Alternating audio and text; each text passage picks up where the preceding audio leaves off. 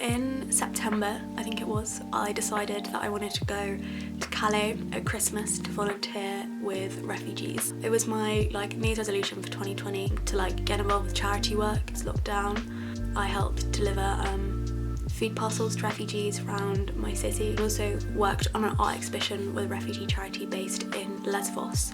Really wanted to just take the time to go and see what the situation was like in Europe for myself and help out. And Christmas was just the first time that I had a 2-week block to go and do that. There are a few different charities that you can volunteer with in Calais, but I picked Care for Calais. Care for Calais worked directly with refugees across Calais. How many times can I say Calais in one video? Since the jungle was sadly burnt down in 2017, there is no official refugee camp. Instead, there are about 4 or 5 settlements. So there was Dunkirk, which was in a forest. There was Fort, which was next to a fort. There was Hospital, which was next to a hospital, and BMX, which was next to a BMX track. The general trend was that a particular nationality aligned itself at a settlement, and then every afternoon we'd go to one of these sites for distribution. Distributions typically lasted 2 hours, and we'd have a main core thing we distribute every day, whether it be tents, coats, sleeping bags, food packs. So one thing that Care for Calais really set precedent, one thing I really noticed is the importance that they put on actually social interaction and quality time spent with refugees. So every day there'd be a speaker, football games, tea and coffee stations, hair cutting stations, sewing stations, and just time, real quality time, 2 hours to chat with the guys and learn about each other and really get to know and make a personal connection with refugees in the camps. And that was something that I really valued as a volunteer. It was a big football game on Christmas Day that I played in, and we lost to Volunteers versus Sudan. And Sudan won. I wasn't very happy. Here's a clip of me getting megged. A little bit embarrassing. Very embarrassing.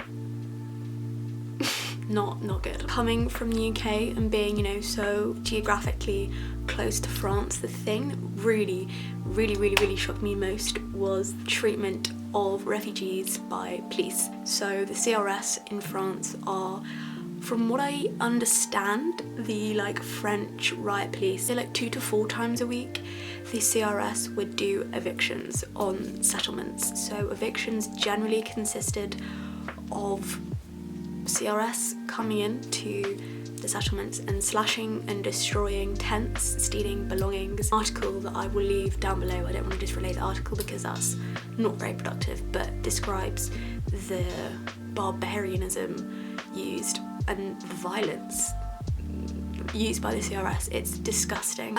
You'd really expect in a country so westernized and so rich that people who have fled war, forced persecution, execution, fled their countries for the most indescribable things, that they'd be treated as human. It's shocking. It was almost like a game of cat and mouse where we'd be giving out tents for days later for them to be destroyed. We'd be replacing sleeping bags for a day later for it to be torn apart again by the CRS. I'll try and insert some photos just to highlight what the CRS are doing because it's indescribable.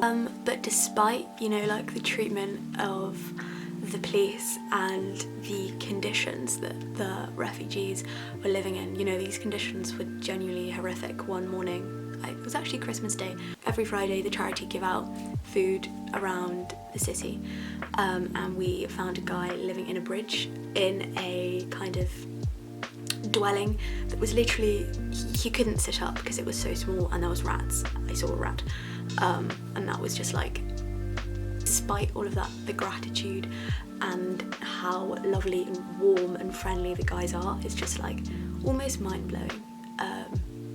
Everyone was just so lovely.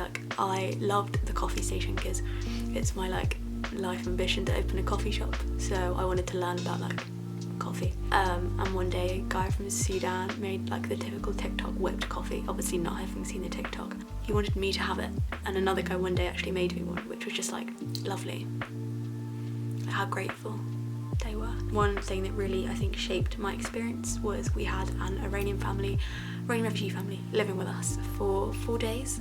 My owner, where I was staying, went away and rang one evening to say, look, this family's tried to cross, they've been unsuccessful, leave a spare key out and they'll just arrive and let themselves in. Ended up having the most lovely evenings with them, where I was playing some Tribe Called Quest, and the son, who's 13, was like, oh, you like hip hop?